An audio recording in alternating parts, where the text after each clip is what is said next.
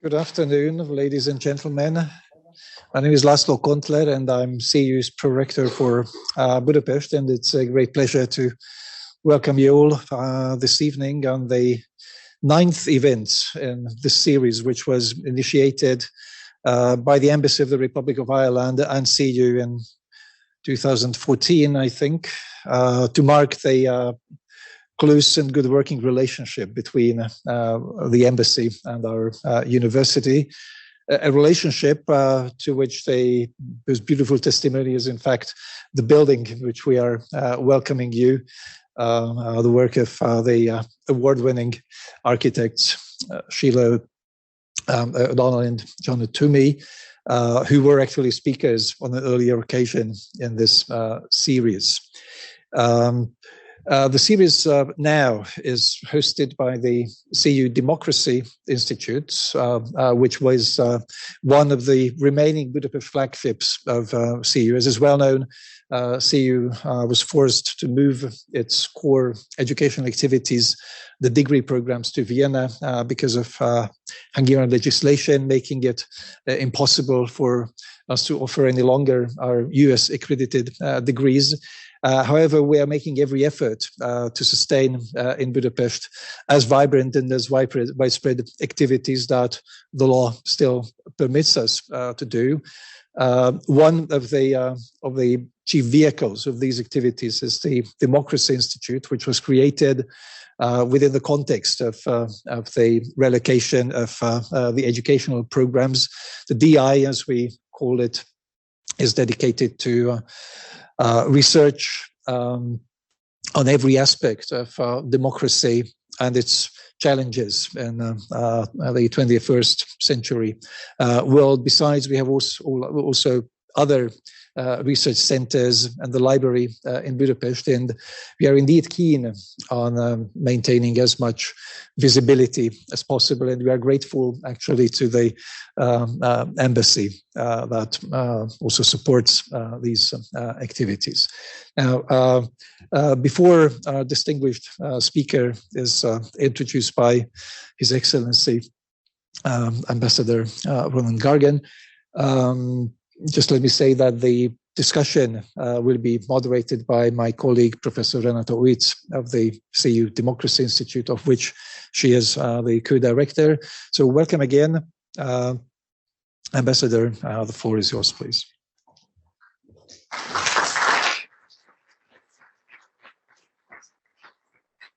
Thank you very much, Rector, and dear guests, a warm welcome to everyone joining us this evening for, as the Rector said, the 9th Embassy of Ireland CEU Irish Speaker Series, and a warm welcome this year to this year's guest speaker, Mr. Tony Connelly. The last two iterations of the series have been entirely online due to COVID-19 pandemic, so it is great to have the series back to an in-person event and to welcome an audience to the CEU for the first time since 2019. In keeping, though, with these new times of communications post-pandemic, it is also a pleasure to welcome those joining us online via Zoom.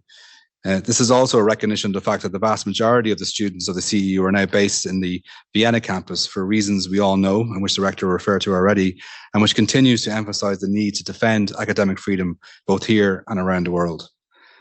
As I say, this is the 9th lecture in the Irish Speaker Series, first inaugurated in 2014.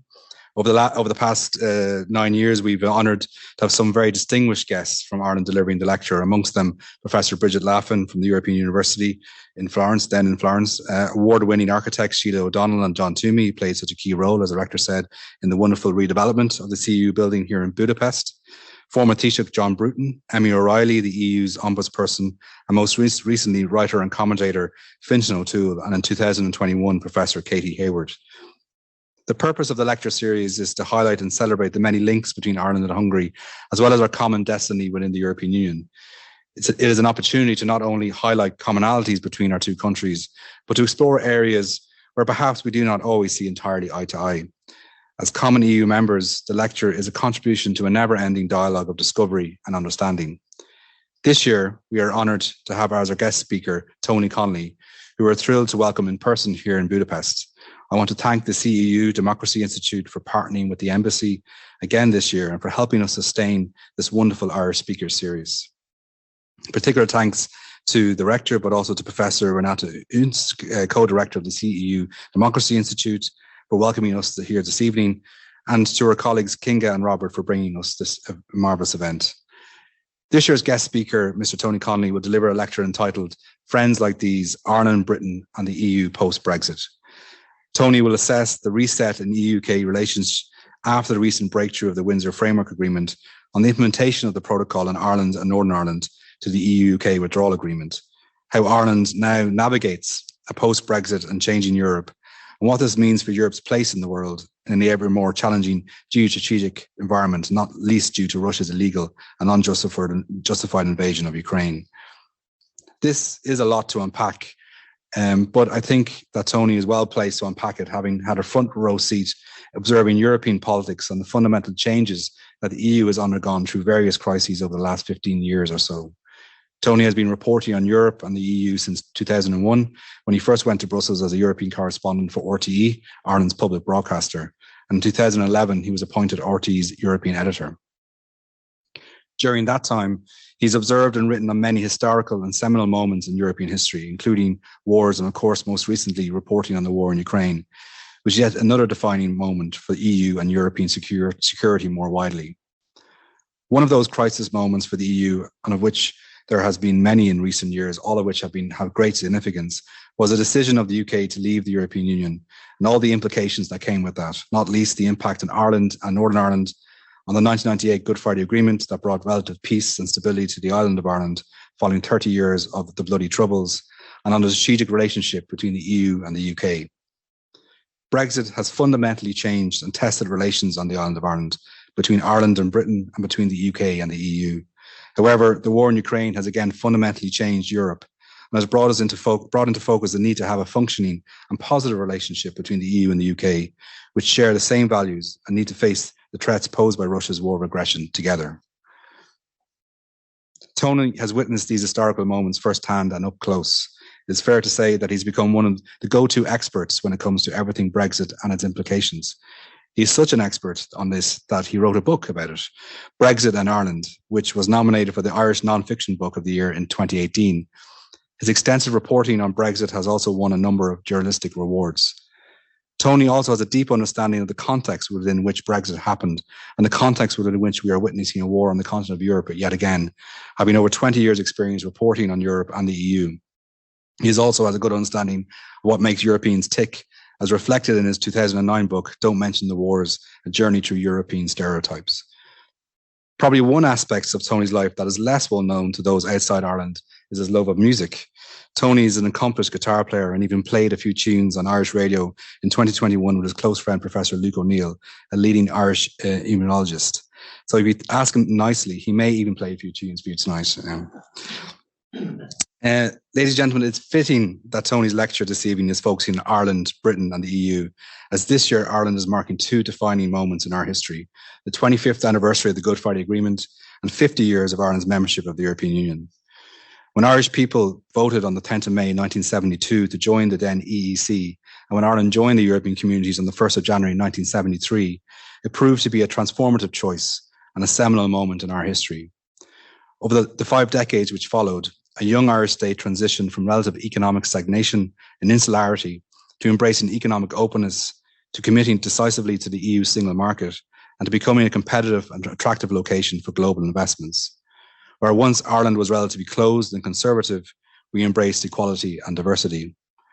And far from diminishing the sovereignty of the Irish people, as some at the time feared might occur, our EU membership unequivocally strengthened that sovereignty by giving us a reach and influence that we would not otherwise enjoy. We acknowledge and are grateful for the fact that this transformation came about with the support of our European partners, including through substantial structural funding. It has also occurred thanks to the vital role played by the EU in support of peace and reconciliation on the island of Ireland. It is no exaggeration that without the EU, there would not have been a Good Friday Agreement. And without the support and solidarity of our EU partners, the benefits and gains of the peace process would not have been protected through the challenges of Brexit. I think there is no better person to guide us through these challenges and their lasting implications for Ireland, Britain and the EU than Tony. It therefore gives me great pleasure to introduce this year's guest lecturer for the CEU Embassy of Ireland Irish Speaker Series, Mr. Tony Connelly. Tony, you have the floor. Thank you very much.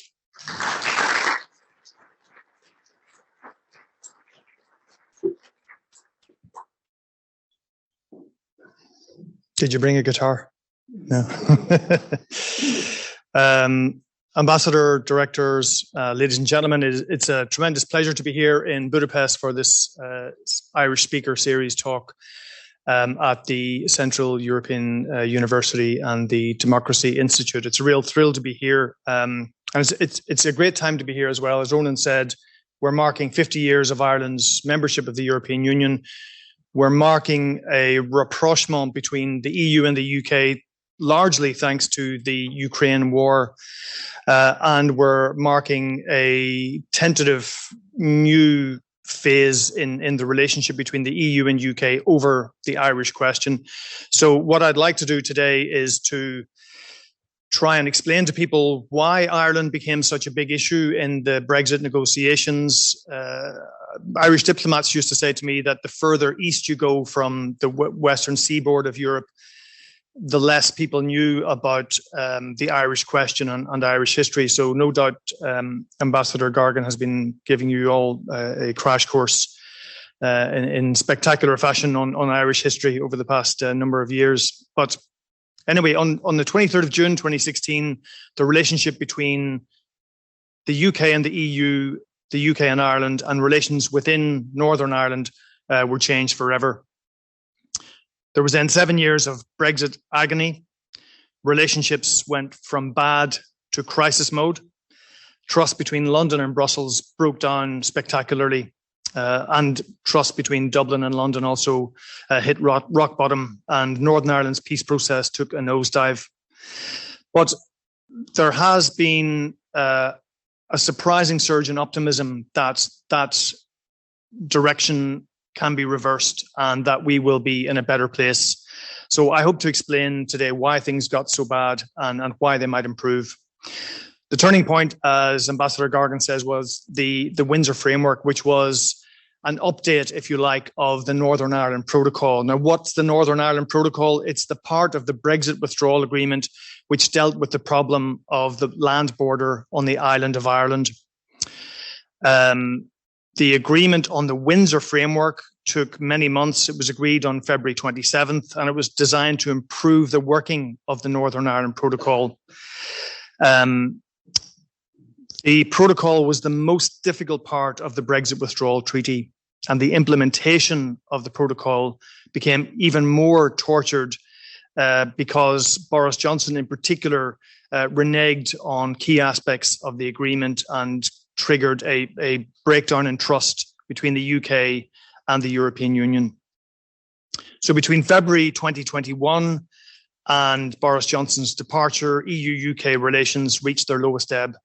There was a parallel dispute, you may remember, over vaccines, which further poisoned the relationship between Brussels and London. The European Commission took legal action against the UK for what it called breaches of the Brexit Withdrawal Agreement, in other words, the protocol. But today, the mood is very different. And this is, as I say, down to Russia's invasion of Ukraine and the arrival of Rishi Sunak as the new British Prime Minister. So geopolitical realities have forced both sides to move beyond the toxic politics of Brexit and to try and find areas of mutual concern.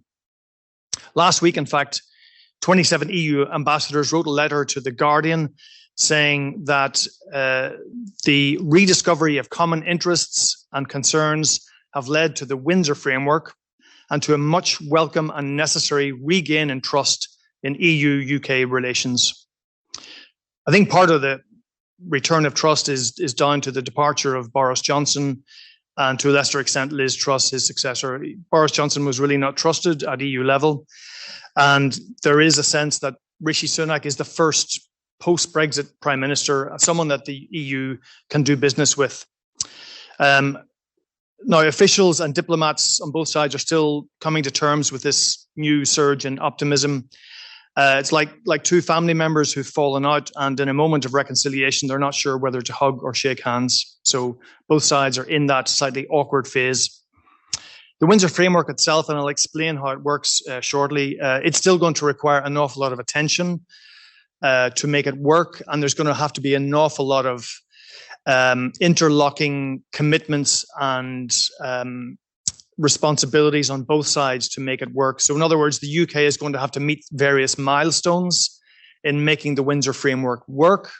And in turn, the EU will then gradually relax the checks and controls on goods crossing the Irish Sea from Great Britain to Northern Ireland. But I'll explain all that shortly. So for those unfamiliar with Irish history, the sudden emergence of the Irish border in the Brexit negotiations was a baffling surprise. It was barely raised during the referendum campaign in the UK. The Irish government did try and politely raise it during the campaign, but it didn't get any traction. Most of the debates were about taking back control and funding the NHS and so on.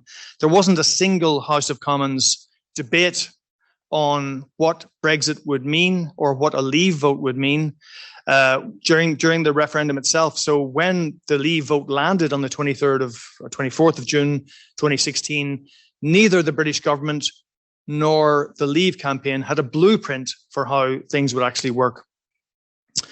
So between the morning of the result and the conclusion of the Brexit Treaty 3.5 years later, Britain went through 3 prime ministers and Westminster slid into paralysis and chaos as all sides tried to grapple with what Brexit would mean, how they could deliver on the will of the British people without damaging British democracy, without damaging the British economy.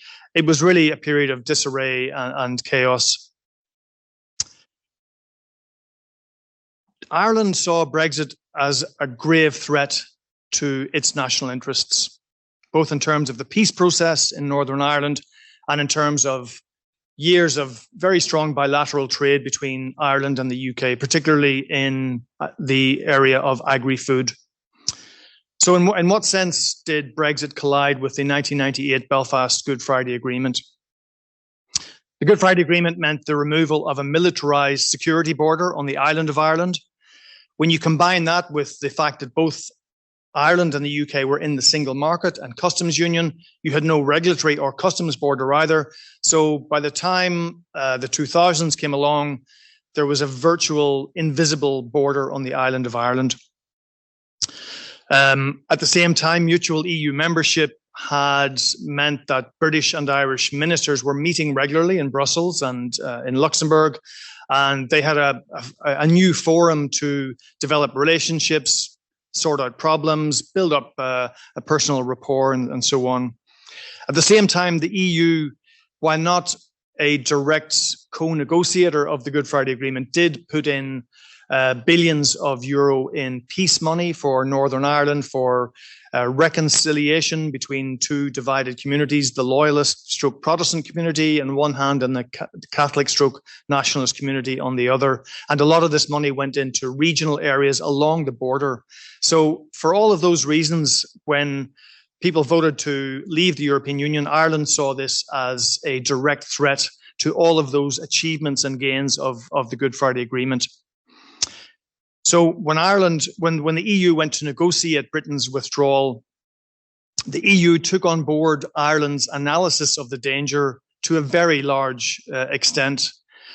And as a result, the EU made sure that the UK would not be able to negotiate its departure from the European Union until Ireland's concerns were met. And that caused an awful lot of angst on the UK side because they felt that the Irish issue could be dealt with as part of the future trade relationship, because if you're talking about borders and customs, that's a trade issue, it's not a divorce issue. But the Irish government and the EU, I think as well, felt that if it wasn't dealt with in the divorce, then the Irish border could be a bargaining chip in the trade negotiations later. So in other words, if you don't give us a very close frictionless trade agreement, then what's going to happen to that border in Ireland? So ultimately, after months of agonizing negotiation between the UK and the EU, a solution was arrived at. Now, initially, it was kind of a last resort solution, and that was that Northern Ireland would stay in the single market and customs union while the rest of the UK left, so as to avoid any need for infrastructure or border controls or regulatory checks on goods moving north and south across the land border. Now, the EU saw this as a complicated, innovative, but necessary way to avoid a hard border. Brexiteers and Unionists in Northern Ireland, who of course want to stay part of Britain, saw this as treachery, arguing that the EU had unquestioningly accepted Ireland's analysis of the damage that Brexit would do to the island of Ireland. And people would often say, and you see this a lot on social media, where in the Good Friday Agreement does it say that you can't have agri-food checks on the land border, or that Northern Ireland has to stay in the single market? Well, it doesn't say that in the Good Friday Agreement. But the Irish government argued that the Good Friday Agreement created a zone of peace and prosperity on the island of Ireland going forward into the future. That was a perpetual project, and that if you wedge a regulatory border into the middle of this arrangement, then that frustrates the whole point of the Good Friday Agreement. The Good Friday Agreement had also created an all-island economy. Again, if you land a regulatory customs border in the middle of that economy, then you will shatter it. And again, this was the UK didn't really think that it was obliged to support an all-island economy, but the EU felt that this was part of Ireland's analysis. And again, the EU accepted Ireland's analysis. Why did they do that? Well, Ireland was staying in. Ireland was on the EU side of the table. Britain was leaving. So it was always going to default to the Irish analysis. But also there was a strong element of solidarity. And this is why I think, there were times where Britain certainly lobbied other member states to try and get them to support the British analysis in the negotiations, but it never worked. Why? Because especially those countries in Eastern Europe, the Baltic states, who would have had perhaps a natural inclination to be receptive to British arguments, they knew that when it comes to solidarity, it's important that it operates at EU level. And if Ireland was going to be thrown under the bus in the Brexit negotiations, what would happen to Lithuania or Latvia or Estonia if there was a Russian attack? So some of those arguments certainly resonate today. So between 2017 and 2019, from Theresa May to Boris Johnson, the UK system fell to pieces due to its inability to reconcile its promises that, yes, of course, we don't want to go back to the violence of the past. We don't want to go back to borders.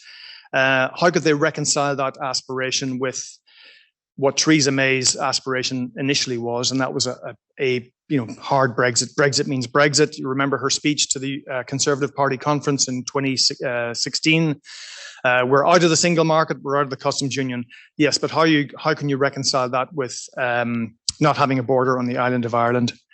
So through a lot of very painful negotiations, they ended up with this agreement to avoid a hard border on the island of Ireland. Now, Theresa May, you'll remember, she did try and square the circle a bit by having what was called a UK-wide customs union. So all of the UK, including Northern Ireland, would stay in a customs union with the EU. Therefore, you wouldn't have customs checks along the land border, nor would you have customs checks down the Irish Sea between Great Britain and Northern Ireland. But of course, as we know now, that agreement was rejected 3 times by the House of Commons in a really turgid period of paralysis and chaos in Westminster in the spring of 2019. She was kicked out of office, and along came Boris Johnson. Now, Boris Johnson promised to get Brexit done. He promised to get rid of what was called the backstop. Again, keeping Northern Ireland in the customs union and single market was a kind of a last resort. The first resort was a very close trade relationship between the EU and UK that might not need a border. The second resort was what they called alternative arrangements using technology along the border. One of the technological innovations was facial recognition for sheep, which shows you the extent to which they were really trying to find ways around the problem. If the first 2 options didn't work, the third one was called the backstop. The Northern Ireland stays in the customs union. So everybody was saying, of course, it's a last resort. We don't want that to happen. Boris Johnson came along and said, okay, it's not going to happen. We are not going to have the backstop. We're going to threaten the EU with a no-deal Brexit on the 31st of October, 2019. And that will make them blink, and they will come around and give us the hard Brexit that we want. And Boris Johnson actually did propose having customs infrastructure away from the land border, but still that there would be a customs border on the land border on the island of Ireland. And frankly, Angela Merkel in a phone call said that's not happening. And he was forced then to go back to what Theresa May essentially had talked about. But it was an even harder arrangement than what Theresa May had proposed, because she had proposed this all UK customs arrangement that would have had no customs checks along the Irish Sea. Boris Johnson agreed that Northern Ireland would stay in the single market for goods and apply EU customs rules. And there would be checks and controls then on goods moving from Great Britain into Northern Ireland. The difference in the deal that Boris Johnson got was that the Northern Ireland Assembly, the elected assembly, could vote on giving its approval to this in 2024.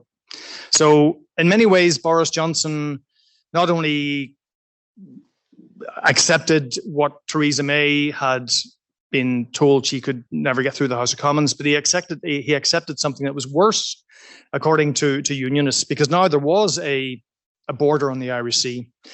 So what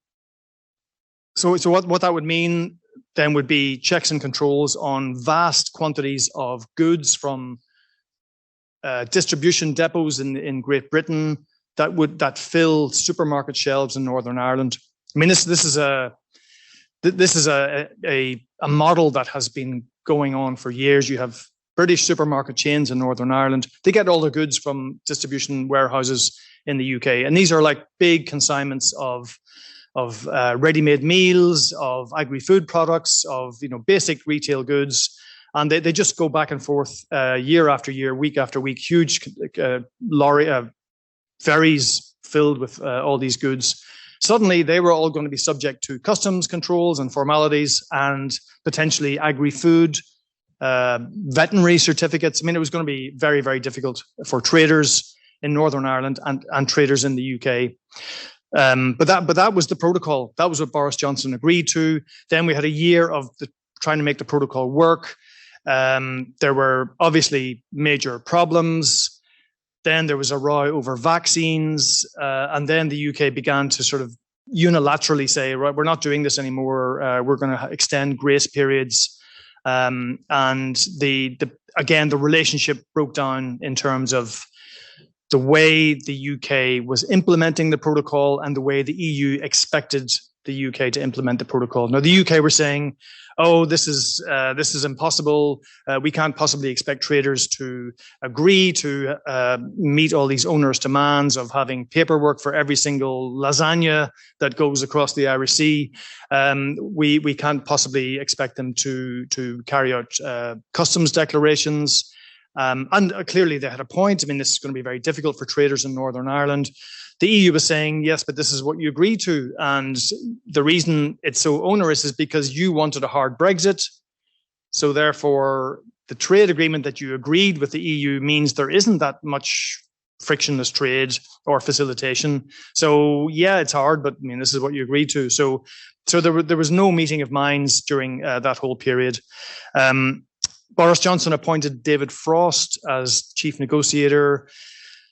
And David Frost was really the champion of the European Research Group, the hardline Eurosceptics in the Conservative Party. And his analysis essentially was that this idea that the only way to avoid a hard border was for Northern Ireland to stay in the single market was nonsense, and Theresa May should never have agreed to that. And he essentially wanted to turn back the clock to 2017.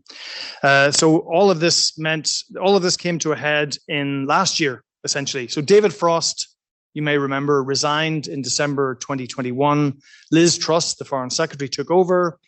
There was a brief flurry of optimism that she and Maroš Šefčovič, the Slovak negotiator for the EU, could actually have a working relationship.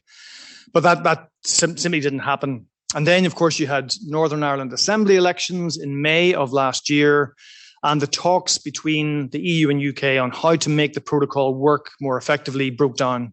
And then the DUP came second. The Democratic Unionist Party came second in the Assembly elections. meaning Sinn Féin, the main nationalist party. For the first time in their history, and the first time in the history of Northern Ireland, you had a nationalist party that was top of the polls. The DUP said, we're not going back to the Stormont Executive or Assembly until the Northern Ireland Protocol is replaced or radically altered. So things were really bad this time last year, in effect. Then in June of last year, Liz Truss, the Foreign Secretary, introduced the Northern Ireland Protocol Bill, which was basically the UK introducing legislation that would completely demolish the agreement that was there between the EU and the UK. It basically gave British ministers sweeping powers to replace all of the checks and controls that were under the protocol. It was basically a unilateral wish list by the UK of how they saw the arrangement working. And of course, this went down very badly in Brussels. It went down very badly in Dublin.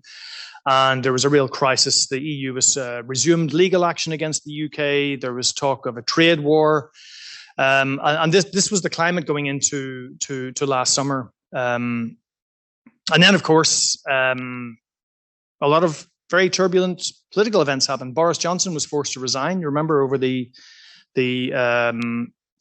was a build-up of angst and resentment over the whole Partygate issue, and then he resigned over the appointment of a deputy chief whip from the Conservative Party. Liz Truss famously got elected as British Prime Minister, lasted for 46 days before she had to resign. In the middle of all of this, Queen Elizabeth died at the age of 96. And then suddenly you had a miraculous change of mood. And a lot of people actually look back and say it was actually the Queen's death which may have changed the weather and the chemistry between Britain and Ireland and Britain and the EU. Queen Elizabeth, of course, the British monarch, was for nationalists and Republicans in Ireland, was for many decades the head of an institution which they didn't particularly like very much, to put it mildly. Her uncle was murdered in an IRA bomb attack in 1979. Prince Charles's uncle, Lord Mountbatten, was killed. So it was quite miraculous that in 2011, Queen Elizabeth came to Ireland on a state visit for the first time, and people loved her. It was an amazingly emotional moment. It marked the high point in reconciliation between Ireland and the UK post the Good Friday Agreement. And she went to what's called the Garden of Remembrance in Dublin, which is it's the cemetery for, we have lots of cemeteries in Ireland, which relate to, big historical events like the First World War, Second World War. But the Garden of Remembrance is for the people who died fighting British rule. It's the sacred plot of republicanism, which was against British rule in Ireland. And she went to the Garden of Remembrance and paid her respects to people who died trying to get rid of the Irish presence in Ireland. And that was a remarkably important moment. And so when she died, there was a lot of reflection of that moment and her role in the reconciliation between the two countries. And in that space, Liz Truss was sending signals that she wanted to do business with the EU on the protocol. At the funeral, Micheál Martin, the Taoiseach at the time, the Irish Prime Minister, was the only foreign leader to get a bilateral with Liz Truss in Downing Street when the funeral of Queen Elizabeth happened. Then, of course, Liz Truss had to resign, and Rishi Sunak came along, and here was somebody who was not associated with the Northern Ireland Protocol Bill. He was seen as a pragmatist, as meticulous, as cautious. And remember, the UK economy was really reeling from the effects of the Liz Truss budget. And the idea that he would, again, be confrontational with the EU over the protocol, given the risks to the UK economy, was seen as not very likely. So anyway, to cut a very long story short, technical talks got back on track. And in January of this year, both sides announced that there was a breakthrough on data, trade data, and this might sound quite boring, but this was actually the key breakthrough. So part of the protocol was that all of the lasagnas and all the stuff coming on ships from Great Britain to Northern Ireland, all of that would have data saying exactly where the stuff came from, what it weighed, what it cost, what the provenance of the goods were, and EU officials in Belfast and Larne could look at all this data on their laptops and say, okay, that's all looks fine. There's no risk. There's no sudden spike of 10 million lasagnas kind of coming in. I'm going to stick with the lasagna metaphor if you don't mind. And so the fact that both sides had agreed this data system, so the UK effectively synthesized 5 databases that relate to trade moving in and out of the UK, and it was a bespoke program that EU officials in Belfast could plug their computers into and say, okay, we can see what's coming in, we can identify what the risk is, and if you can identify the risk, you can lower the checks. So there was this kind of magical moment when the breakthrough happened and both sides then could say, right, we're going to do this, okay. And then there was a whole sequence of new flexibilities and easements on pets, on seed potatoes. I mean, I won't go into all the details, but basically these were issues that were very important to the British government and important to the people of Northern Ireland. For example, you couldn't get sausages from Great Britain into Northern Ireland, and that was seen as a threat to the identity of one side of the community. But these were important issues for people. So suddenly there's a whole set of easements, and lo and behold, on the 27th of February, both sides announced this breakthrough and this deal, and they called it the Windsor Framework because it was agreed between Ursula von der Leyen, the Commission President, and Rishi Sunak in Windsor. Of course, the seat of Queen Elizabeth, they signed the thing with all these British royal portraits in the background. Like, if anything is going to win over unionism to a political agreement, it's got to be the royal family and they're almost like the royal seal of approval. But it didn't happen. Of course, the Democratic Unionist Party have still not agreed to go back into Stormont. Everybody thinks they're waiting until the local elections, which are going to happen next week, before they make up their mind.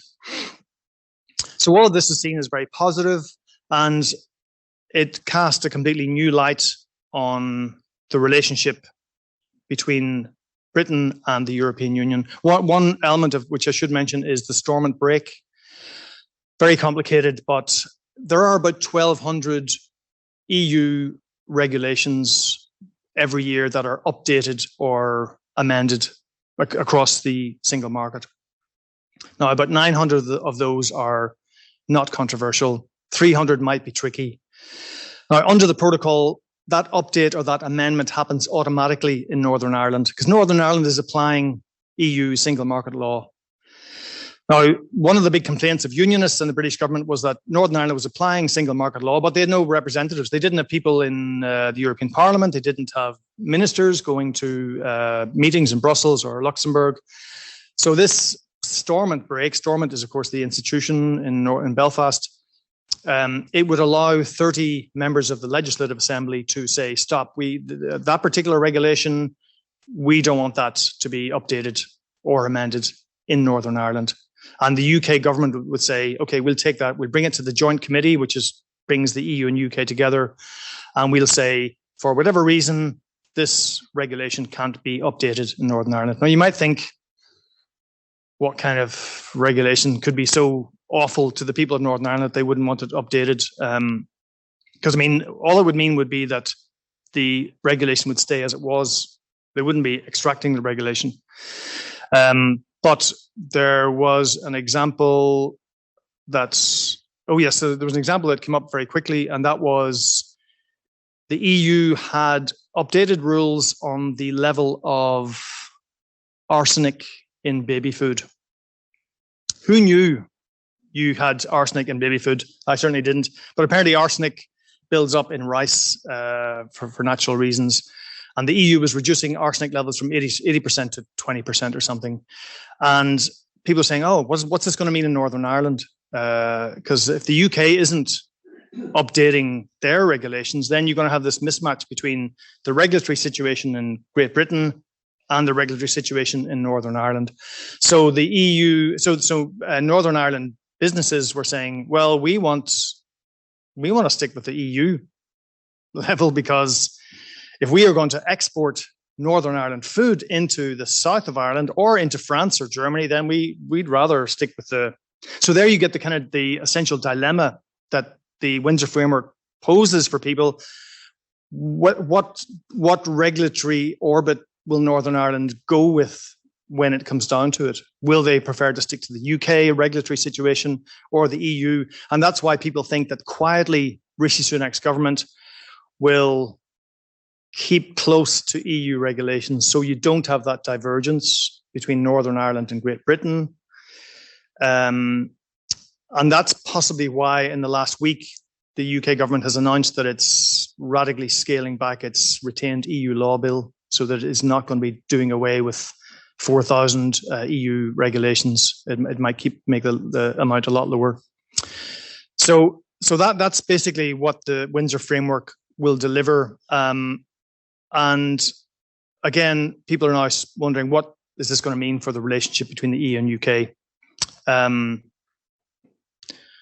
As I mentioned earlier, there's still a lot of trust involved. The UK has to meet certain milestones before the EU starts to relax some of the checks and controls. This is also a very novel deal. Actually, one point worth making is that no other third country with a trade relationship with the EU has this kind of thing like storm and break. I mean, Northern Ireland is a regional assembly in a third country, and it can influence EU law. Norway and Switzerland don't get that. The Norwegians are ringing up saying, that storm and break is really interesting. Could we take a look at it? Not a chance. Okay, this is specifically and strictly for Northern Ireland. So one of the first issues that they talked about when the Windsor Framework was agreed was the Horizon Europe programme. So it's the multi-billion euro EU Science and Research Fund. Under the Trade and Cooperation Agreement, the UK is going to be part of it. They'll pay into it, but they'll participate in it. But because of the Northern Ireland Protocol, the EU kept the UK out. So now the UK is negotiating to get back in. So first of all, they're saying, well, look, of course, we're not going to pay for the 2 years that we were out of the programme, which the EU is saying, fine. But the UK is also saying, well, the participation rate by British researchers was not that great in the final years of Brexit and of British membership, and in the interregnum between the protocol problems and the Windsor Framework, British participation was low. So therefore, the UK is saying, why should we pay the full amount? It's only worth our while if there's a big upsurge in British participation. So there's a bit of a standoff there. The EU believes that this is a bit of a negotiating tactic for the UK to pay less money. The UK insists that this is actually a genuine concern. Other issues where they are making progress, financial services, of course, a big issue between both sides. There's a memorandum of understanding which was agreed in the Trade and Cooperation Agreement. They haven't signed that yet because of the Northern Ireland Protocol problems. They're hoping to sign that in September. But what that will mean will be that regulators from the UK and the EU will sit down and discuss areas of mutual concern. It's not equivalence. There's a bit of a feeling in the EU that the UK is somewhat overselling this MOU on financial services, but we'll have to see. But of course, the big area where the UK and the EU are really enthusiastically working together is on Ukraine. Okay. Now, a lot of the joint work there is done through the G7, but because the EU is involved in the G7, whereas the US does all the strategic military stuff in the G7, the EU and the European Commission actually does a lot of the kind of heavy lifting on sanctions and, for example, on the oil price cap. For the price cap for Russian oil. So again, you see both sides are working together in a way that the European Commission is taking quite a big role, and the UK is kind of fitting in behind that, if you like. So what I'm gathering in Brussels is that the European Union's Foreign Service, EEAS, the External Action Service, a lot of the officials there are actually very keen on accelerating bilateral relationships and projects with the UK, because the UK, of course, it's a G7 member. It has, a big military footprint. It has a lot of legacy influence in the world, and the Foreign Service arm of the EU is interested in that, of the Commission. So they are opening up dialogues on things like Afghanistan, Sudan, cybersecurity, counterterrorism,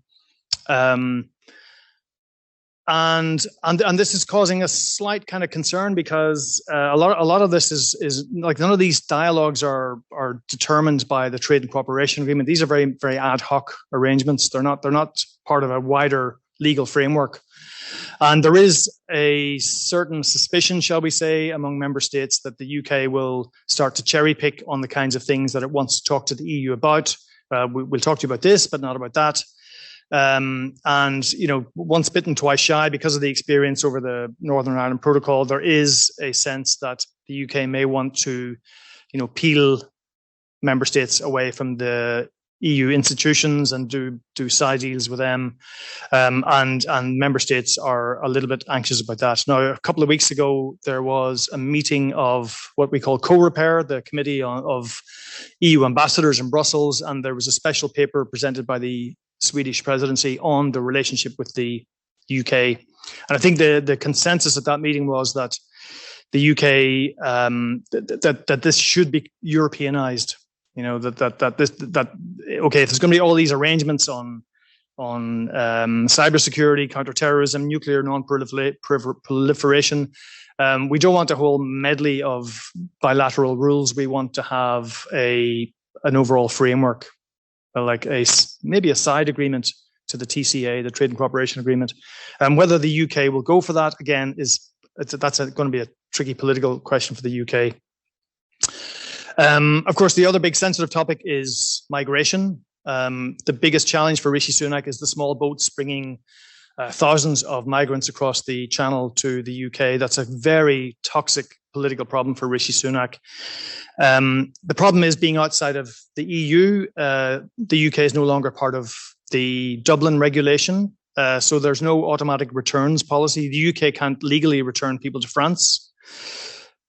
In March, the UK and France did reach an agreement for the UK to pay £540 million to help pay for French law enforcement people along the coast in France, and to build a processing centre in Calais.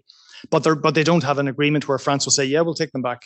Okay, because France will say, well, why should we? It's your problem. Why do we want to take them back? Because then we'll have the problem. From the UK perspective, the EU has had, as we know here in Hungary, the EU has had a major problem with migration in an internal sense. The whole idea that member states would burden share, so that Italy and Greece are not taking the vast majority of migrants, that they would be sort of sprinkled throughout the EU, that hasn't worked. Okay, and there's no sense that there's going to be an agreement internally on migration at EU level anytime soon. They're focusing on the external aspect of migration. So how to strengthen the external border, how to return migrants to third countries, perhaps processing centres in North Africa. And certainly the Dutch are quite keen that the UK gets involved in that conversation, because the Dutch view is that the migrants that are trying to get into the UK, they're coming through Europe. So it's a kind of a common UK European problem. And there should be a common solution, and if it means the UK pouring money into North Africa to build processing centres or whatever, surely the UK could contribute to that as a major donor. So again, there are areas where there are pockets of enthusiasm for a better relationship with the UK, and then pockets of squeamishness, shall we say? And it's a bit like, according to people I've spoken to in Brussels who monitor what's going on, it's a bit like a classic divorce, where one of the divorced couples suddenly gets very amorous with the ex-partner, and the ex-partner runs a mile, and it's all very awkward. And then the amorous partner says that she doesn't want to talk to me, and and as well as that, there are big changes in personnel. Like, a lot of the people who went through the Brexit process for the UK have left the UK mission in Brussels. So it is a classic transition. And then, of course, what's going to happen in 12 months' time? Like, we've only got 12 months left for this relationship to get anywhere, because the European system comes to an end next year, and the UK system as well. There's going to be an election next year. So what if there's a Labour government? Will a Labour government want to have a veterinary agreement with the EU, or want to get back into the single market or the customs union? I mean, who knows? But the problem for the EU is, if a Labour government gets cozy with the EU, then that becomes a battering ram for the Conservative government in opposition, or the Conservatives in opposition, and the whole psychodrama of Europe, just continues to kind of recycle itself. So that's really what I'll say about the relationship between the EU and the UK at this point. I mean, there is definitely optimism, and there are areas where they can cooperate, and the war in Ukraine has been a big catalyst. So I'll finish just by talking about Ireland's relationship in Europe post-Brexit, and it is, of course, the 50th anniversary of Ireland's accession to the EU. I mean, one diplomat I spoke to from a fairly big country said, Ireland, he said, has become more European since Brexit, because it has had to become a more constructive partner at European Council meetings. I mean, a lot of times Ireland would essentially hide behind the UK position on taxation or the single market or the services sector. But now Ireland essentially has to do its own research and fight its own corner. It's joined the new Hanseatic League, which is a club of Nordic and Baltic and the Netherlands, and Ireland is part of that. It's called the Bad Weather Club, by the way. Ireland fits right in there. So the new Hanseatic League typically wants, frugal economic policies at EU level. They don't want any treaty change. They think the existing rules for economic and monetary union are sufficient. But at the same time, during the COVID pandemic, Ireland stood with France and Italy and the Club Med countries to say, look, we need a massive influx of cash. So Ireland is being somewhat nimble, and it's finding alliances where it suits Ireland. So it's kind of becoming like a normal European member state. But at the same time, Ireland is still something of an outlier. We're not in Schengen. We're not in NATO. We're outside a lot of the justice and home affairs regulations. We are outside of the migration debate in a sense. And like even the energy debate after the Ukraine war and the gas price cap and so on, it doesn't really, Ireland is again a bit of an outlier there, because we get all our energy in the spot market from London, not the Dutch market. So we do have this slightly detached history. And the biggest issue, of course, is Ukraine. Okay, and I'll bring things to a close just by talking about the security and defense issue. Ireland, of course, is neutral. It's militarily non-aligned, and that's at the centre of Irish foreign policy since the 1940s, when Ireland became a republic. But it's being tested because of Ukraine. Now, Ireland has spent, I think, about 140 million. Ambassador Gargan might correct me on that if I'm wrong, but around 140 million on non-lethal support to Ukraine. There's a thing called the European Peace Facility, which is a non-budget mechanism for member states to send lethal weapons to Ukraine. Ireland doesn't do it because of our neutrality, but we send medical kits and protective gear and meals ready to eat and so on. And at the same time, Ireland has taken in 75,000 Ukrainian refugees. Now, we're a population of 5 million, and we have taken 75,000 refugees. France, population of 68 million, has taken 100,000 refugees. So Ireland is kind of saying we're playing our part in a non-lethal way through things like the non-lethal support. And we've supported every sanctions package against Russia. But there are new threats on the horizon which Ireland is having to think about now, like the Russian boats mapping the Baltic undersea cables, and also off the coast of Ireland. There's a big suspicion that Russian boats have been mapping these cables, and Ireland doesn't really have the defence capability to ward Russian boats off. So there's been some very interesting reporting in the last couple of weeks about Irish neutrality. One revelation from the Irish Times that since 1952, the Royal Air Force, the British Royal Air Force, has had an agreement with the Irish authorities to overfly Ireland to ward off Russian strategic bombers. This is quite an awkward thing to reveal because A, it's the RAF, and B, they've been doing it since 1952 when Ireland had just got its independence and had become a republic. But of course, Ireland doesn't have the air defence to monitor or ward off a Russian strategic bomber. So the government is having to answer some awkward questions on that. A report just at the weekend that Ireland is going to join a NATO-led project to protect undersea data cables running across the Atlantic from near Ireland. So that shows there is a shift in Irish thinking. There's going to be 4, I think, public meetings involving academics and the general public on what Ireland should do about security and defence in light of the Russian invasion of Ukraine. And this is seen as, I think the government are desperate to say this is not about neutrality, because neutrality is still a very sensitive issue. But they're saying that we just need to have a conversation. And one theory is that finally Ireland might change the basis on which it can take part in NATO-led peacekeeping operations or other operations. We have a thing called the triple lock, meaning Irish troops can only go on a peace mission if there is UN security, government, and Dáil Irish Parliament approval. That's the 3 triple lock.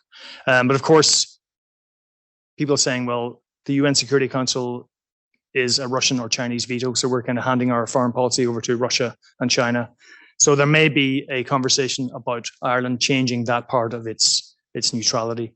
And finally, we are going to be seeing an election in a couple of years' time where Sinn Féin, the main nationalist party in Northern Ireland, a fairly hard left party traditionally in Southern Ireland, a lot of polls say it could enter government or lead a government. And the big question will be, what does Sinn Féin do in terms of Ireland's neutrality posture at EU level? And I think that'll be a very interesting debate to watch. So I'll leave it there. Thanks for bearing with me through all that technical stuff, and I'll take questions from the floor. Thank you.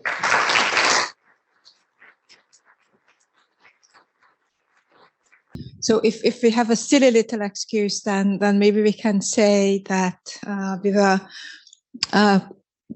caught up in a bit of a rule of law crisis in this end of the periphery of the EU that took a little bit of the attention away from Brexit. But actually, more seriously, the EU was locked in multiple crises at the same time, and they kept muddling through each and every one of them. But before I open it to the audience, would you be able to give a bit of a sense of what would you consider to be the unexpected benefits for Ireland from Brexit? In the higher education sector, we definitely do see talented students getting good scholarships at Irish universities who would have applied and would have been accepted to UK universities. I'm wondering whether you see in the tech and the banking sector or other sectors the type of fallout that actually benefits the Irish economy. Yes, thank you. I would say on the tech or on the banking sector, first of all, I wrote about this quite a lot during the negotiations because Dublin was up there competing with Amsterdam and Paris and Frankfurt to attract UK business. And I think Dublin did get some big names to locate in Dublin. But there was kind of that good news story was somewhat hampered by questions over the education system in Ireland. We didn't have an international school that could deal with people bringing families in. We've had an ongoing housing shortage as well. So some of the euphoric expectations about scooping up the financial services fruit from London was somewhat compromised by those factors. And I think Amsterdam did very well, and Frankfurt. On the education sector, yeah, I mean there has been a steady increase in European students going to Ireland to learn English. I mean, this goes back quite some time, but if you consider how difficult it is the whole mobility question of moving into Great Britain or moving into Britain to work or to study, even school trips are now extremely taxing because of Brexit. There's certainly a big potential there. I don't have sort of crystallized figures to give you right here, but certainly that's an area where there is big growth. I mean, just in general, Ireland is now a very obvious launching pad for the EU single market, in the sense that Britain is no longer a launch pad. So if Ireland has the skills and the infrastructure and the manufacturing base, then it can obviously benefit not across the board, but I think there will be certainly benefits coming on stream. But again, we have the ongoing problems of housing and education and so on that may hamper some of that process. Let me look to the room if there are hands with questions. Over there, please. I have a few. Put yourself in mind. There is a microphone coming your way for people who are on Zoom. Tony, if you put yourself in the mind of a Northern Unionist, and clearly there's a spectrum there, what would you be thinking now? Well, I don't actually have to put myself in the mind, because there has been some really good polling in the weeks after the Windsor Framework about attitudes to what the EU and UK had agreed, and I think 62% of people believe that the EU and UK had made a genuine effort to address the problems of the protocol. Now, unionism is still obviously very divided and perplexed over the Windsor Framework and protocol.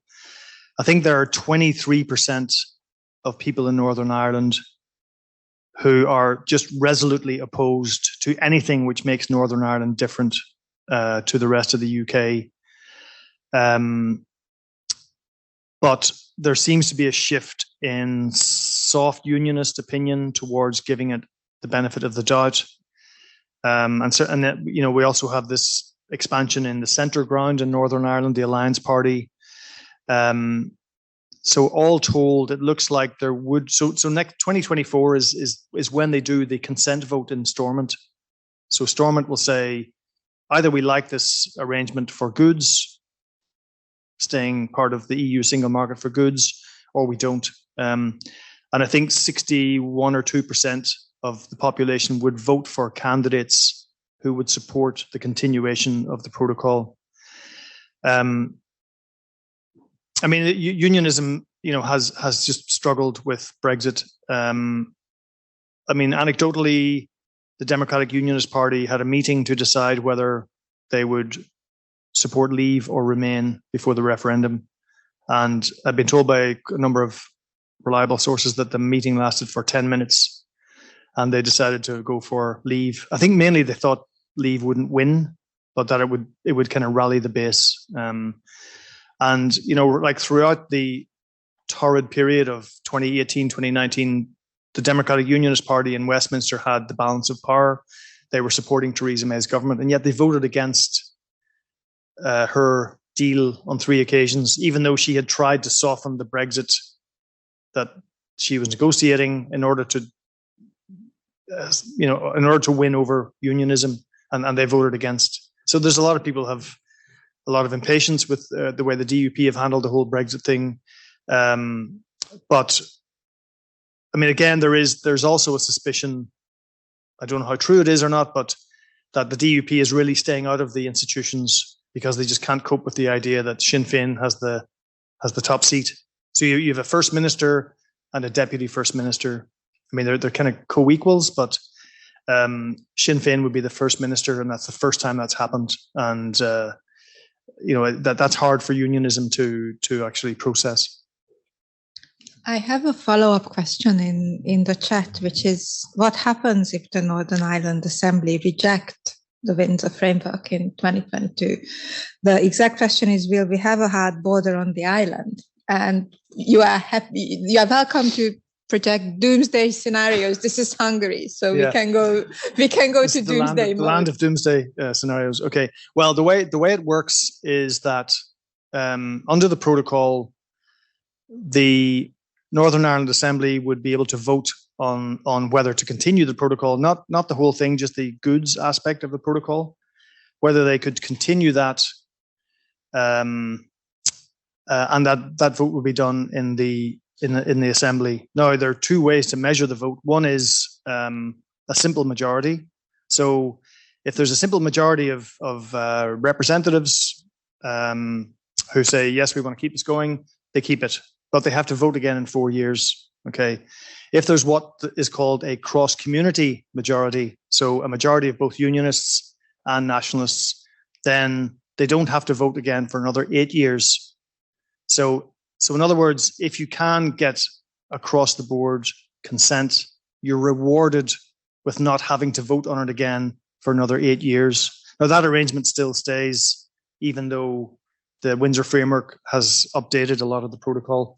So the way things are looking at the moment, according to that polling that I was mentioning, there should be a majority next year in favour of the protocol continuing. Whether it's a simple majority or a cross-community majority, we don't know. But even if a simple majority votes, it says, right, we don't want the protocol, then you have a 2-year cooling off period where everybody has to sit down and mop their brows and try and figure out what to do. But the same set of challenges will still be there. And the way the protocol is written is you have a 2-year cooling off period, but then you have to figure out what to do, still having the objective of no hard border. So they're basically sending people back to the drawing board, but they will have the same set of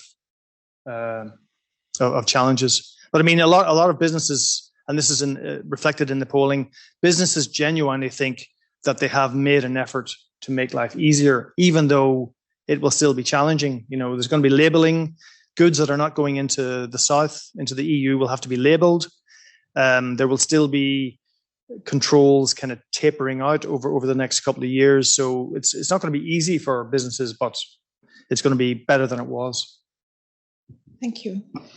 From the back of the room. Tony, I've got a very simple question. Did you ever, in all your time, get from the British side a clear vision of what Brexit was about and what it was for? Because there seems to be, on the surface of it, from listening to your podcast and all of that, a sense that it would automatically deliver benefits just by leaving the EU, just by getting away from the shackles of all these regulations and everything. It would unleash innovation, the sunlit uplands and all that. Yeah. And that's kind of explained by also, like, very little has been done in the UK to actually deal with Brexit. I understand that very little customs checks are happening on the way into the UK at the moment. 50,000 people have not been hired to deal with all this kind of stuff. So what's the upside? I mean, the thing is, once the vote happened, everybody had an opinion as to what people were voting for. They were voting for Britain in the world, global Britain. They were voting to be away from to shut off immigration from EU countries. They were voting for sovereignty. But there wasn't a single tangible explanation as to what the overall vote meant. I mean, when Theresa May made her speech to the House, to the Conservative Party in 2016, she was kind of saying that people voted for Brexit because they wanted to change the whole way Britain operated. That people voted for Brexit because they wanted better schools, or they wanted a better chance in life, or they wanted, disadvantaged communities to flourish. So people could interpret the vote in many different ways. And, you know, when you know, as the negotiations went on, you had various shifting interpretations. People were saying, you know, when it became obvious that the trade deals that Britain was doing outside the EU were going to deliver a marginal benefit to the British economy, people were saying, well, it's not about the economic benefit. It's about doing things your own way. It's about sovereignty. And, you know, there's still a strong argument among Brexiteers that because Britain hasn't completely unshackled itself from all of these retained EU laws, then it hasn't realized the full benefits of Brexit. But, you know, the trouble is that you know, reality is biting in the form of, you know, statistics, the loss of investment. I mean, it's just harder for companies to export to the EU. And when Britain imposes its checks and controls from October, it's going to be harder for European, especially SMEs, to export into the UK. So, I mean, you can't really escape the reality that there is an economic price that is being paid. Brexit supporters will say, well, that's a price worth paying. And over time, we will develop, you know, rules that are better suited to the UK, better suited, you know, regulation that's better suited to UK innovation. People talk about gene editing, you know, the tech sector. Then you get into a whole question of Singapore on Thames and so on. But again, these are benefits that are yet to be realized. So, but I mean, you know, in any context I've had with British officials over the years, it's like I'm not asking that question and they're not giving that answer. What they're generally saying is, look, we have to try and make this work, and we have to respect the result of the referendum, and that's what we're trying to do. And we, you know, we need to be treated. You know, we're not just a third country; we are the UK. We need a more bespoke relationship. You know, that was at the center of all the tensions around the trade and cooperation agreement. But you know, but there are just many different answers to the question. You know, what did Brexit mean? I think.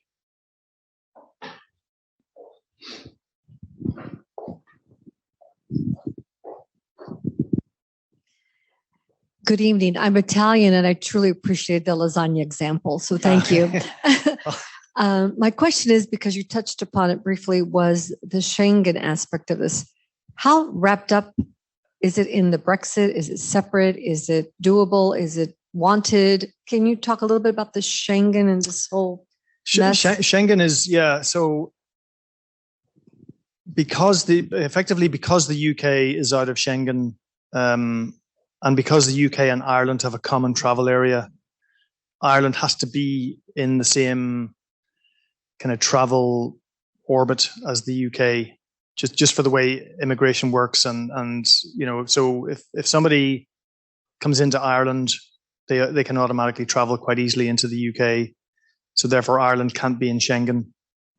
It can't, yeah. And you know that, you know, for historic reasons, you know, the common travel area made perfect sense, because if you didn't have a common travel area, then you'd have to have passport controls along the land border.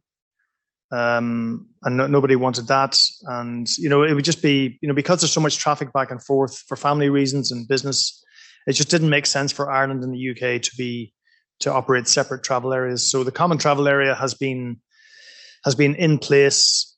I mean, there isn't a single treaty which underpins the common travel area. It's reflected in a series of different bits of legislation.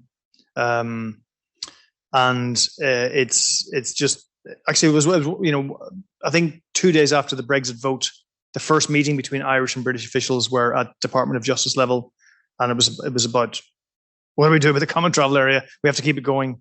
But in the end, that was not the difficult part of Brexit for Ireland. The difficult part was goods and you know customs and so on. Yeah.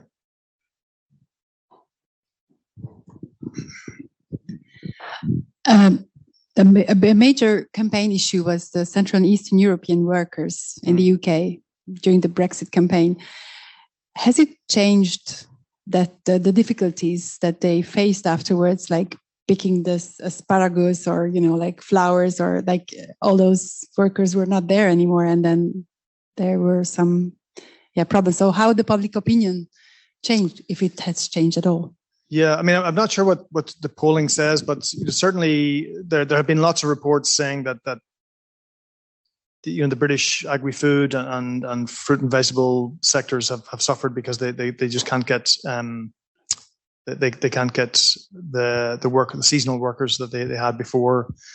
I mean, you see stories of orchards like pulling up their apple trees because they can't. The price they get for their apples doesn't cover the costs. Now, that's not all to do with Brexit. I mean, there are other sort of inflationary factors as well, machinery and so on. But I mean, certainly, just like I say this from a distance because I'm not covering it, at that level of detail. But just from what I see reported, there has been a problem. There's one issue actually which I was going to mention it in my talk there, but there is a big issue at the moment between the UK and the EU over benefits for EU citizens in the UK. So apparently a problem emerged in January. 146,000 people were getting benefits that they shouldn't have been getting because they were waiting to see if they had got settled status under the UK rule and under the Brexit arrangements. And while they were waiting to get settled status or to be told whether or not they got settled status, they were still in receipt of benefits. Now, apparently there was a problem between the Department of Work and Pensions and the Home Office computer not talking to each other, that 146,000 people were getting money they shouldn't have been getting. And then the Home Office or the Department of Work and Pensions says, actually, we would like that money back, please. and it became actually, a very difficult issue. Even apparently throughout the Windsor Framework negotiations, they were spending hours in negotiation over Northern Ireland and checks and controls and red lanes and green lanes and so on. And at the end, the Commission would say, by the way, before you guys go, can we talk about the citizens who are having to pay back money that they got? I mean, and a lot of people, I think it's in the realm of universal credit, which they were getting, which universal credit's often a gateway to other benefits. And people were getting these benefits, and because they're getting benefits, they're not well off. And then when the department came back and said we need that money back, they didn't really have it, So I mean, one official I spoke to said that people are being asked to pay £1 a week, back. But it's a real problem, and then it's not fixed yet. I mean, they're trying to sort it out, but it's not fixed yet. One, two, and then please. Yeah. And then after the answer. Okay. First of all, thank you very much for a very comprehensive overview of what's going on. Thank you. And I need to apologize for my ignorance about the question that I'm about to ask. But as an outsider who's not British, what's really interesting is the role of Queen Elizabeth in the process of reconciliation between the two countries.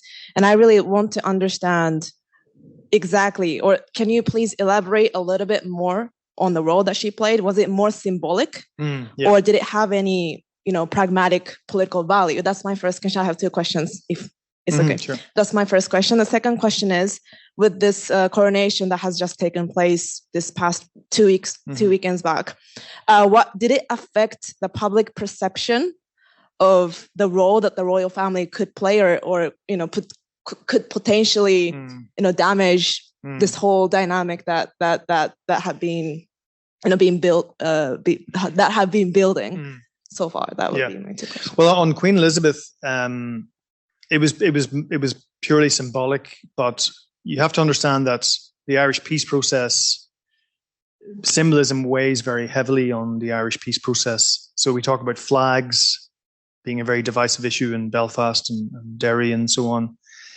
And the fact that Queen Elizabeth could come to Ireland, and especially the visit to the Garden of Remembrance, paying her respects to the people who were Republican soldiers fighting the British Army, and she spoke in Irish as well. I mean, just the weight of that gesture caused a ripple effect.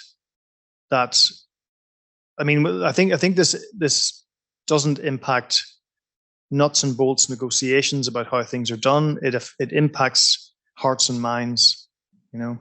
And I think the fact that she was able to do that, and you could see how people were very emotional watching it. I mean, I was in Brussels watching it, you know, and I was going, wow, it's amazing.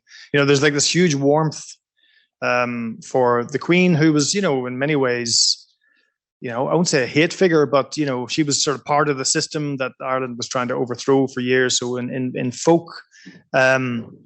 folk sense, you know, it was a huge thing that you know, she made such an impression. So Prince Charles is a kind of an interesting thing, because there is a bit of a sense that he came to Northern Ireland after the Queen died, and he quite ostentatiously was more kind of warm and affectionate towards Sinn Féin than the Democratic Unionist Party. So it was almost like he was sending subtle little signals to the unionists, like, guys, come on, you have to come back to Stormont and so on. But, you know, ultimately his role is outside of politics, so there's not a huge amount he can do. But I mean, clearly the EU and UK, when they were framing the whole Windsor Framework, the fact they called it the Windsor Framework, and where they signed it and everything, it was really an effort to kind of almost rig the agreement in favor of getting unionist support. Because, like, how could unionists not support something that's named after the royal family? But they did. But anyway, that may be temporary. Yeah. Okay. So, hello, can you hear me? Yes. I'll just stand up. It's not really Ireland, but it's Northern Ireland affected. I'm a former Australian diplomat, and I just have a question relating to the pending trade agreement that the UK has with the large Asia-Pacific organisation. I'm up for a job there at the moment. I'm British Australian. And also it's recently signed the Australia and New Zealand trade agreements. With my experience of Australian trade, etc., in the region, in the Asia-Pacific region, Australia had a great deal of problems with joining ASEAN, which is the big Asia trade organisation. It was ridiculed for not being Asian, for being particularly Anglo-Saxon. And the question is mostly to do with how UK is going to fit into that. It's going to come into force in 2024. It's agreed to as a member of that Asia-Pacific organisation. And the other concern is there's heaps of trade regulations, and some pretty tricky ones in those associations, probably a lot worse than the EU trading regulations, the regulations they had. And whether Britain is choosing to go more and more out there and not trade as much as it could do with the EU. Yeah. I'd have to confess that I don't know a huge amount about the ASEAN agreement, or it's the I can't remember the acronym for the Pacific Agreement. I mean, exactly. Yep. I mean, people who are critical of Britain's approach talk about the importance of gravity in trade, that you do more trade with countries you're close to, and that there is a belief that Britain is not really going to make up for the loss in income and investment that went with EU membership by going across the globe thousands of miles away to the Pacific. I don't know. I'm not going to make a value judgment about it, but that's the critique, at least. I know in the UK Australian trade agreement, some of the commentary around that was that British lamb farmers were going to do quite badly because of lamb from Australia. So again, we have to wait and see what these trade agreements deliver, whether they make up. But I'm also a journalist, and there's an awful lot of beat-ups about the export trade of bread and the things that the UK will benefit and Australia will benefit from Australia. Yeah, I mean, to be seen, I would say. Yeah. But the other question is, are they actually not doing more? Are they doing less trade with the EU than they did before? Oh, absolutely. Yeah. It's a lot less. Yeah. Why they can't still do more as much trade? Well, for the simple reason that there are now trade barriers between the UK and the EU. I mean, they have agreed a zero tariff trade agreement, but there are non-tariff barriers which are causing problems. I mean, but again, there's nothing to stop the EU and UK having an agreement in years to come, which will lower these. But then you get into the whole question of cake, wanting to cherry pick. Yeah. So. Thank you. And finally, your last question.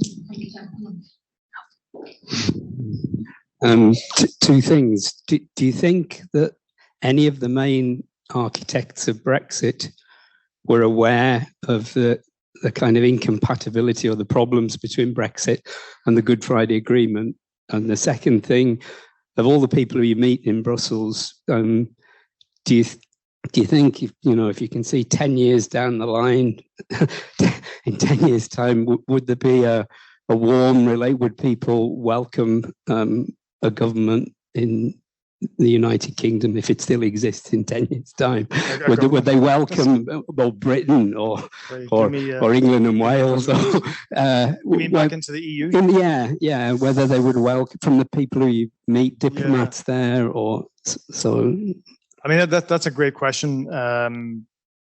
Would the UK rejoin? Like, a lot of people will say that the big crises that the EU has had to deal with in the past 3 or 4 years, where they were dealing with, Brexit, then the pandemic, then the Ukraine war, they had to create massive new policy projects in a hurry involving a lot of money. And a lot of people think if Britain had still been a member, they wouldn't have been able to do this to the extent that they did and the speed with which they did it. So there's that. I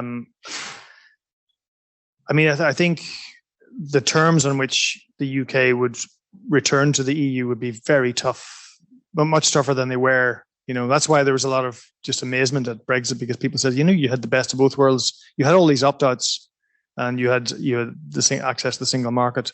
And as someone said, it's like a man walking out of a happy marriage because his wife doesn't put the lid of the toothpaste on properly. But the Britain's complaints about the EU were, ultimately manageable compared to what they got and the opt-outs that they had. I'm glad nobody's asked me about a united Ireland, which is great because that's always the hardest one to answer. But I think Britain's going to have to find its own equilibrium on Europe, and it's hard to see how they get to that in the short term. It could take. I mean, I've heard 15 years is really what it's going to take, but who knows? Do you think Boris Johnson understood that there was a problem with the Good Friday Agreement in Brexit? No, I don't think he did. No, I don't think he. I mean, the thing is that the British system didn't spend much time troubleshooting the Irish issue before the referendum happened. I mean, they spent no time doing it. I mean, there was like when the Irish issue came up, it was about the common travel area, and so you had Brexiteers like Theresa Villiers, who was the Northern Ireland Secretary, saying, of course, people can travel back and forth across the Irish border without having to show their passports. That's not going to be an issue. Nobody thought about customs and goods, and also there's a whole realm of North-South cooperation, which was enhanced by the fact that Britain and Ireland were both in the EU, like cross-border health, ambulance drivers following the same EU, driver safety rules, all that kind of stuff. Nobody thought about that at the UK level, but there's an awful lot of stuff they didn't think about.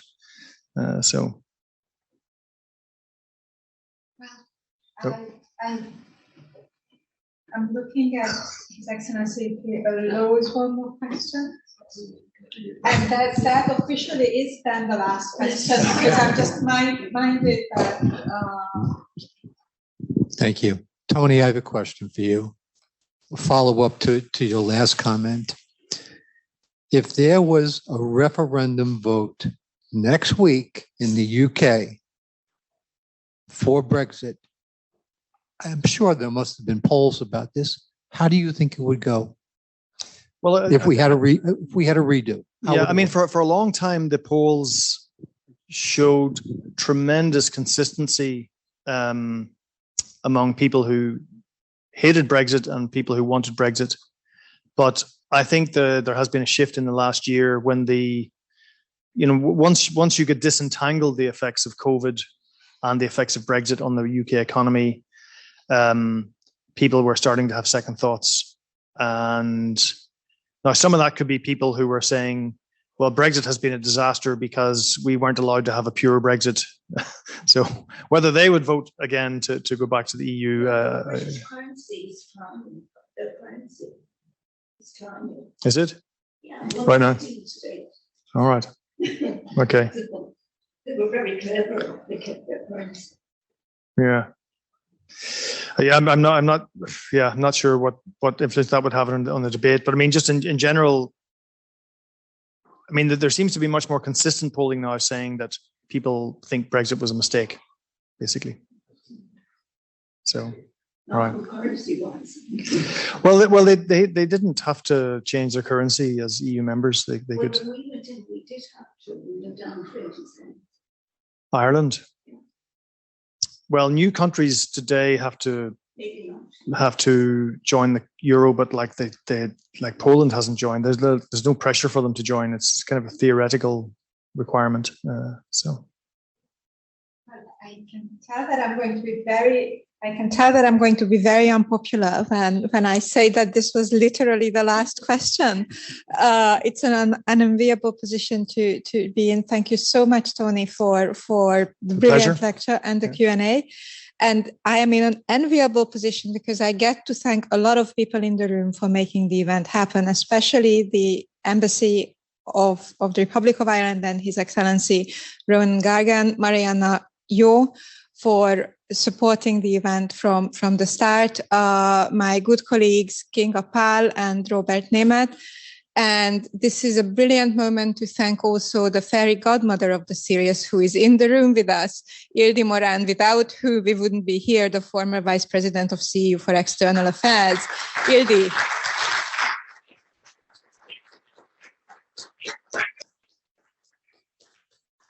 Thank you.